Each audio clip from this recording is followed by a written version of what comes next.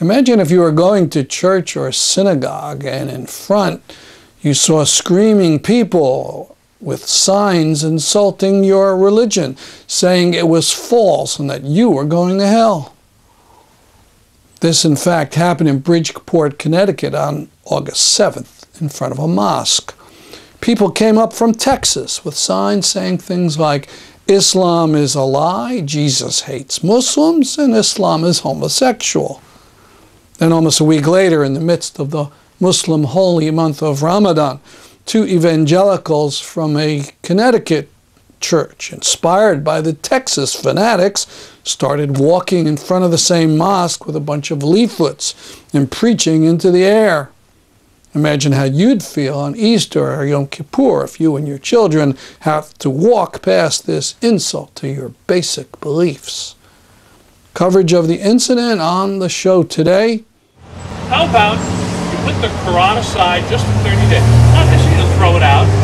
I'm not asking you to put the Holy Quran away forever. Just put it aside for 30 days and take the Bible. Any modern translation will do. The King James, the New International Version. Pick up one that you think you could read easily. Get alone with it for 30 days and ask the God of all creation to come down and reveal the truth in it to you, just for 30 days. Try a new religion for 30 days? He sounds like a TV pitchman with a new detergent with a 30-day money-back guarantee. Mongi Dhaouadi of the Council on American-Islamic Relations spoke to the media. I actually heard about the incident the very next day, early in the morning, when I read the Connecticut Post, that this group was here, and they were very in-your-face kind of protest. They were raising signs saying Islam is a lie, yelling Jesus hates Muslims, even putting, according to the report, putting kids' faces, kids leaving the Islamic Center. They were raising these signs in front of them, calling them murderers. That to me went way too far, and we just wanted to make sure that they have the right to protest, but at the same time, our community have the right to worship free of that kind of hate mongering.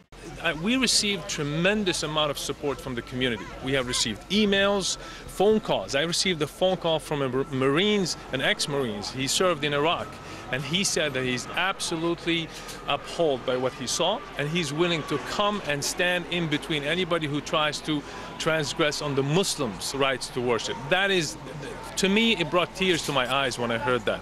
My daughter was walking in the mall, and a lady stopped her because she saw that she was wearing the headscarf and said, "Happy Ramadan." This is a stranger. It made my day when my daughter came with a huge smile on her face. She's only 15. And she said, "You can't believe a stranger just wished me a happy Ramadan today." And that is the kind of discussion and dialogue and interactions that we are seeking. Not the shouting and the calling names that's easy. That is the easy way out. Anybody could call somebody else a name. But to sit down and really have a discussion and open up, that is tough. And I think that is the right way to go. As I said before, here in Connecticut, we're not used to seeing these kind of aggressive protests in front of a mosque with no occasion really other than a peaceful getting together on a Friday, regular Friday sermon, or the beginning of the month, the holy month of Ramadan, which is all about spirituality, and it's all about looking inward and sitting down and being peaceful with yourself and your community. And then we saw this kind of aggressive behavior, also looking outside. There are some reports that we received from other states that there is some protests against masjids in mosques in California where dogs were brought in, and that is intimidating to some parts of the community. Also, we saw some hate flyers were distributed on cars in parking lots in front of mosques that are really hate-filled slogans. These type of aggressive behavior that we haven't seen before. I hope that this is just a wave that we will ride it and it will go away, but at the same time we have to be vigilant, we have to be careful. Another evangelical Christian came down to the mosque that day, but not to harass or threaten, but to support. His name is John Rankin.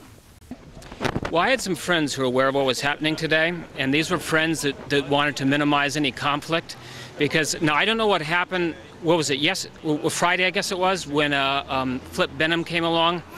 But I know there was some really acrimonial language, and I saw Flip on television last night, and using language that I don't think reflects who the love of Christ really is. In other words, the nature of the gospel is not to condemn people you disagree with, it's to live in the light and to show the attractiveness of who Jesus is. And therefore the whole gospel summed up with love God and love neighbor, and how well do we demonstrate that?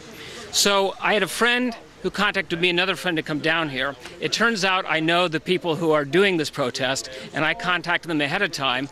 They invited me down as well, and we had quite a discussion for a while with WSHU there on our agreements or disagreements on how we go about this. And so if we disagree with Islam, do we get in their face? I say no. If we disagree with anything, let's show the beauty of what we have as a positive.